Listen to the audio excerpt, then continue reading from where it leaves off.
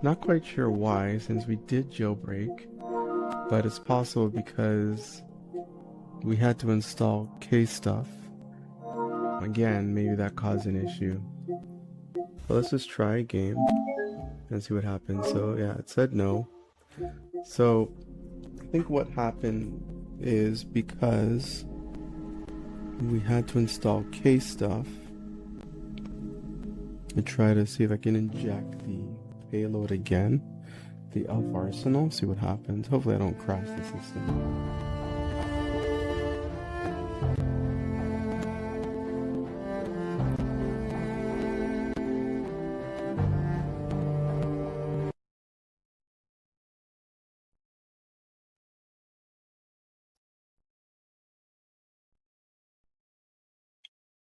Damn it. I crashed the system.